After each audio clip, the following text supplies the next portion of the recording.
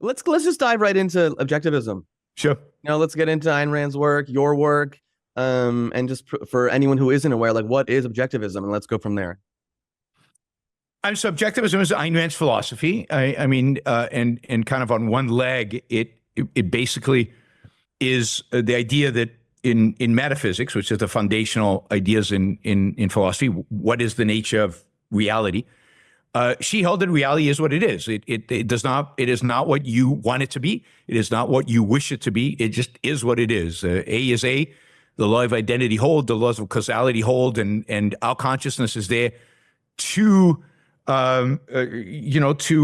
basically observe it. We are conscious. We are aware of the reality that really exists. So if all human beings go away, the world is still there. The laws of physics are still there, and so on. That's the opposite of kind of a belief that there is some mystical entity that basically dictates the world, a god or a Mother Earth or, whatever the kind of mystical entity is, that it basically dictates the functioning of the world. The world just, it is what it is. And it also negates the kind of subjectivism of, we invent the world as we go along. It's all in our minds. We come up with it. So she negates both of those. And then, how do we know what the world is like? We have that capacity. We have the capacity to reason. We have the capacity to be aware and to integrate and to abstract from what we observe in the world out there. We can create abstract ideas, and this is the power of reason. Reason is our only means of knowing the world. We don't know the world by any other means other than through our senses and by use of our reason, right? And so she rejects any form of mystical revelation, any form of, some revealed knowledge of any form. Could be from Plato. Plato believed in revealed knowledge, or from religion. But she also rejects the idea that you kind of feel what's true. The whole leftist postmodern. There is no truth. Whatever you want it to be, that's kind of the idea that you create your own reality. The whole subjectivism, she rejects that completely. Reality is, you have the tool to identify truth. You have the tool, and that tool is reason. And of course, only individuals can reason. No collective consciousness. There is no ability of a group to think. Only individuals think. Individual is the unit that matters. So in morality, the unit that matters in morality is your life. What does it take for you as an individual to live the best life that you can live? How do you live a flourishing, happy, successful, prosperous, amazing life? That's the job of morality. It should teach you how to live a good life. So she rejects the idea that you should sacrifice to other people, that other people are your standard of morality, that good means sacrificing yourself to others. You should pursue your values for your sake, not for the sake of other people. But she also rejects the idea that other people should sacrifice to you. That is, you shouldn't be in a position demanding other people's sacrifices, exploiting other people. You shouldn't allow yourself to be exploited. You shouldn't exploit others. You should live your life by the use of your reason in pursuit of your happiness. And the only political system that allows you that is a political system that recognizes individual rights. It recognizes the inalienable right of every individual to live his life based on his mind in pursuit of his values, free of coercion, free of force. Force is the enemy of reason. Force is the enemy of the individual. So free of coercion and force to live your life freely. And that's capitalism. So she rejects any kind of a sacrificial political system like socialism or fascism. She rejects any kind of statism, socialism or fascism, anything that puts anything above the individual, that puts the state, the nation, the group, the race, the ethnic origins, anything above the individual she rejects. It's about the liberty, freedom of the individual to live his life based on his ideas, his principles, using his reason. Mm-hmm. And that's a political system. She's a big believer in the original kind of intent of the American political system. She thought they did an amazing job. It could be improved, but given the knowledge that we have 250 years later, but they did about as good as they could, back then with the knowledge that they had. The left is all about, focusing on minorities. And one of my favorite quotes from Ayn Rand is, "The smallest minority on earth is the individual. Those who deny individual rights cannot claim to be defenders of minorities." And I always feel like that lands. Absolutely. And the left is always about minorities, except when it's inconvenient for them, right? For example, unless you're Jewish, and then they're not for you, not today. So it's an issue of the left has morphed, I think, to be more consistent in the last few decades, to be pro the oppressed. So, or it's not even oppressed. It's to be pro the weak and the meek, and the anybody who's weak and meek is good by definition, is good, right? If you're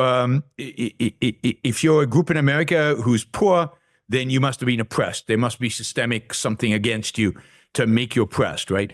If you're an individual that is confused and depressed and weak, then you're a good guy, and everybody else must have done something to you. Their standard is equality of outcome.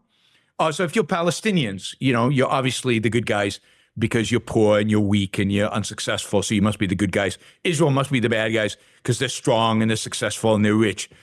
Jews must be the bad guys because they're rich and successful and they get lots of Nobel Prizes, versus other, a trans, black, something or other must be the good because they're so weak and unhappy and unsuccessful. So everything they do, they rank based on how poor and pathetic you are. That is the basis of their morality, and the basis of the geopolitics, and the basis of how they think. The origins of that are funnily enough, the origins of that come from Christianity. So in that sense, they close the circle. Really? Can you speak more into that connection? Yeah, I mean, the meek shall inherit the earth. Yeah. It's harder for a rich man to get into heaven than a camel to go through the eye of a needle. You can go on and on. There's someone on the Mount is all about love thy neighbor. Love thy neighbor like thyself. No, I don't like my neighbors. I don't even like my neighbors, and often I never mind love my neighbor. I certainly don't love my neighbors. I love my wife. I love myself. Some neighbors I like, some I like more, some I like less. But love my neighbor. Give me a break. One of my favorite analogies that Rand speaks into is her take on the Garden of Eden story. Like Adam's being kicked out of Eden for having desires, for wanting knowledge, for wanting freedom. It's the Garden of Eden explains so much of the world in which we live. The Garden of Eden story. Yeah. So in the beginning of the Garden of Eden story, Adam and Eve are basically pre-human.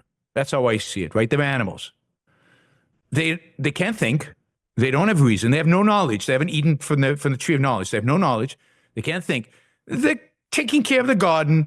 They have no sex. They don't know of sex, right? Mm-hmm.